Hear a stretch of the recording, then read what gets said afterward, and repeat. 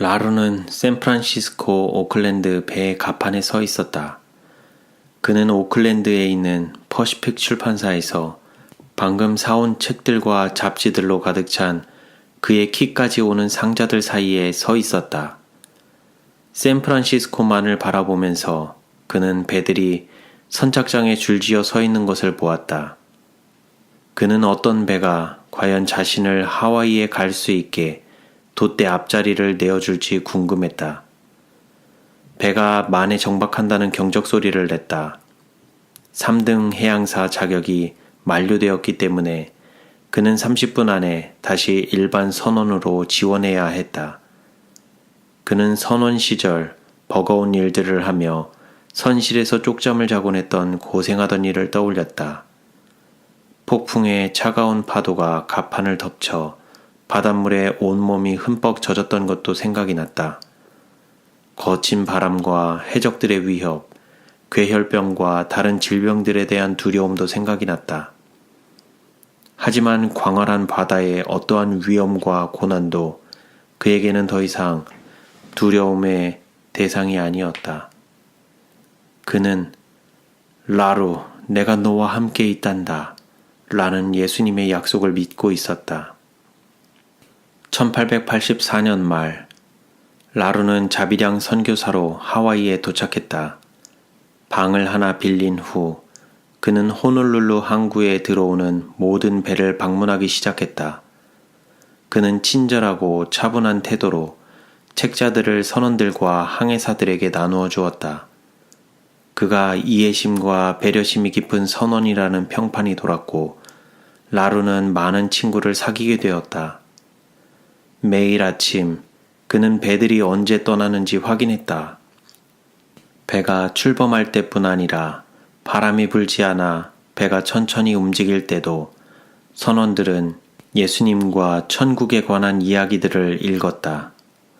라루는 선원들이 무료하지 않도록 예수님과 천국에 관한 책자들을 모든 선원에게 한 사람도 빠짐없이 나누어 주었다.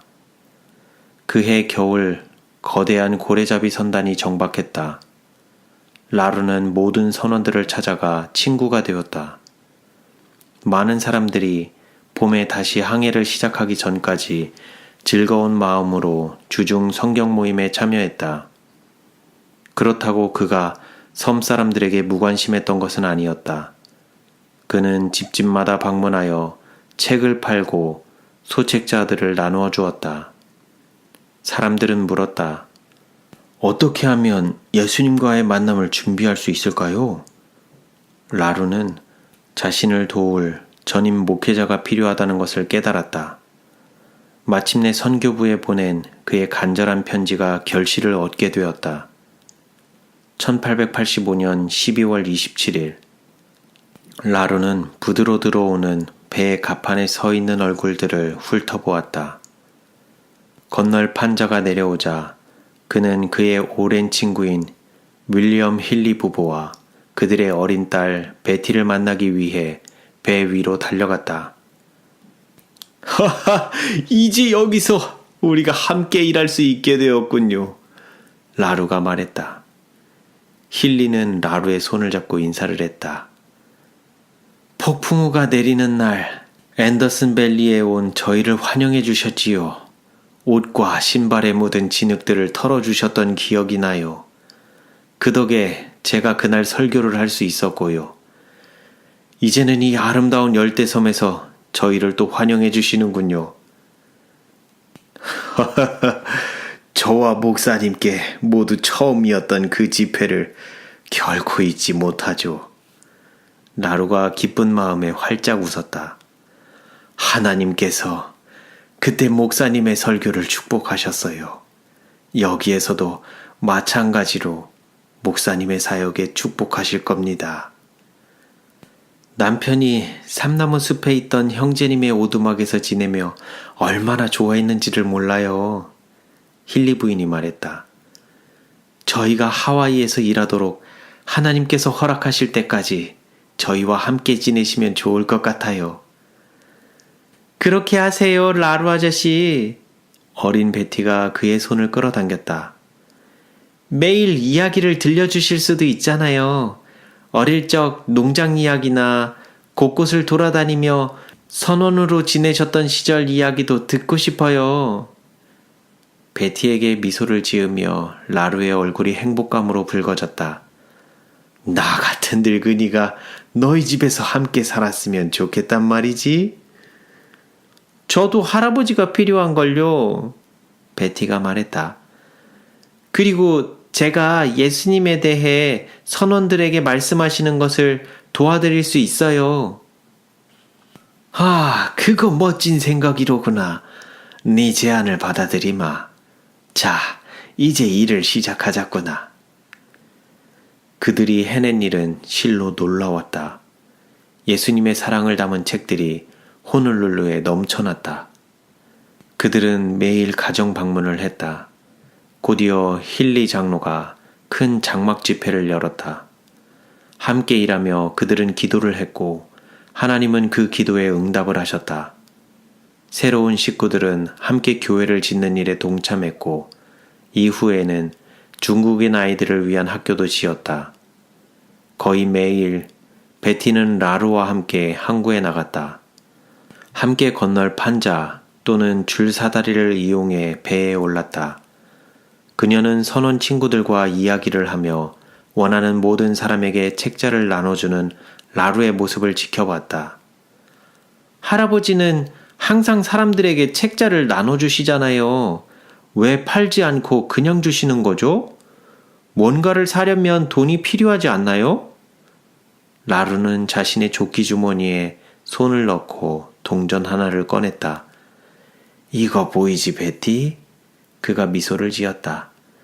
나는 이 25센트짜리 동전을 굉장히 오랫동안 이 주머니에 넣고 다녔단다. 그렇게 해서 할아버지는 단 한 번도 무일푼이었던 적이 없어. 다음 식사를 사 먹을 돈은 항상 가지고 있으니 말이다. 베티는 고개를 끄덕였다. 하지만 책을 팔기도 해. 아주 많이 말이다. 라루가 말을 이어갔다. 그 돈으로 다시 나눠줄 책들을 사지. 하나님께서 할아버지를 돌봐주시거든. 그분은 결코 할아버지가 굶지 않도록 보살펴 주신단다. 저에게도 그런 것처럼 할아버지는 예수님께도 매우 특별한 분이네요. 베티가 강둑을 따라 걸으며 그의 손을 꼭 붙잡았다.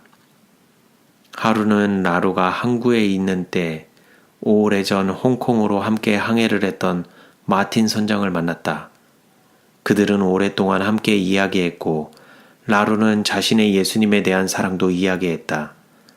마틴 선장은 책 몇 권을 그에게서 샀고 그가 자신의 선원들에게도 책을 나눠줄 수 있도록 허락하였다. 중국이 목적지고 태평양을 지나가요. 홍콩 섬에 돌아가고 싶으시면 말씀해 주세요. 라루 씨, 몇 달 안에 다시 이곳에 돌아올 거예요. 당신과 함께 다시 항해할 수만 있다면 저는 무척이나 기쁠 겁니다. 갑자기 홍콩 섬이라는 단어가 그의 머릿속에 번뜩였다. 왜 그 생각을 진작하지 못했을까? 그는 힐리 장로와 함께 얘기를 하려고 서둘러 집으로 돌아갔다. 홍콩이 태평양에 있는 섬인 걸 아셨어요? 그것도 중국 바로 근처에 있는 섬이라는 걸요? 그는 자신이 너무 흥분한 것이 표현하지 않도록 최대한 차분하게 질문했다. 네, 맞을 겁니다. 힐리 장로가 미소를 지으며 대답했다. 그런데 그게 중요한가요, 라루 형제님? 제가 예전에 중국으로 가겠다고 했을 때 선교부가 안 된다고 하는 대신 태평양에 있는 섬 중 한 곳에 가서 선원들에게 선교하는 것을 제안했던 거 기억하세요? 오늘 제 오랜 친구인 마틴 선장과 대화를 나누던 도중 갑자기 태평양에 있는 어느 섬에서나 일하는 것이 선교부의 뜻에 따르는 거라는 걸 깨달았어요. 홍콩이면 중국 대륙이 가까운 곳이잖아요. 배들이 항상 오가고요. 홍콩은 전 세계에서 오는 배들로 북적거리는 세계 최대의 항구 중 한 곳이에요. 선원들과 만나 예수님 재림의 좋은 소식을 함께 나누기에 최고의 기회가 아닌가 싶어요. 중국도 굉장히 가깝고요. 하나님께서 분명 저를 그곳에 보내주시려는 거예요. 베티가 그들의 대화를 함께 듣고 있었다. 베티는 라루의 무릎에 올라앉았다. 제 생각엔 하나님이 할아버지가 떠나는 걸 원하지 않으시는 것 같은데요. 저 혼자 배에 가서 사람들을 만날 순 없잖아요. 할아버지께서 떠나시면 누가 저를 선원들 있는 데까지 데려가겠어요? 그리고 홍콩에는 저처럼 할아버지를 챙겨주는 예수님을 사랑하는 아이들도 없을 거예요. 거기 도착하시면 누가 할아버지를 만나 자기들 집에 데리고 가주겠어요? 베티가 물었다. 네가 그리울 게다 아가야. 라루가 어린 소녀를 안아주었다. 하지만 예수님께서 먼저 그곳에 가셔서 이 할아버지의 모든 필요를 미리 채워주시지 않겠니? 아마도 어린 몇몇의 중국 아이들에겐 그들의 할아버지도 될 수 있을지 모를 일이고 말이야. 예수님께서 분명히 할아버지를 홍콩에 보낼 첫 선교사로 택하신 것 같구나. 그분께서 미리 모든 걸 준비해 주실 거야. 그로부터 몇 달이 지난 1888년 3월 21일 힐리 장로와 그의 아내 그리고 베티는 벨로서티호가 천천히 항구를 빠져나가는 모습을 지켜보았다. 셋은 부둣가에서 연약한 작은 노인을 지켜보았고 그가 검은 모자를 들어 손인사를 하자 그의 머리카락과 수염이 바람을 타고 흩날리는 것을 지켜보았다. 그러고는 마침내 그는 시야에서 사라져버렸다. 연세가 많으시지만 정말 대단한 선구자셔. 집으로 돌아오는 길에 힐리 장로가 말했다. 겉으로는 연약해 보일지 몰라도 어느 젊은이들보다 몇 배의 일을 해낼 수 있는 분이야. 저런 열정을 본 적이 없어. 예수님의 재림을 서두르고 계신 것 같아. 사역을 결코 쉬시는 법이 없으시니까 꼭 예수님을 모르고 보내셨던 시간을 메우고 싶으신 것 같기도 하고 말이야. 하지만 굉장히 친절하고 차분하게 일하시니까 아무도 그분이 서두르시는 것을 눈치채지 못해요. 아내가 덧붙였다. 만나는 사람마다 저렇게나 배려하시고 신경을 쓰시는 분은 본 적이 없어요. 왜 그런지 아세요, 엄마? 베티가 끼어들었다. 라루 할아버지께서 저한테 그 비밀을 말씀해 주셨거든요. 하나님이 자신의 아버지라는 걸 깨달았을 때 곧 모든 사람이 당신의 형제 자매라는 것을 깨달으셨대요. 그래서 할아버지께서는 자신의 가족 모두를 사랑할 수밖에 없다고 하시더라고요.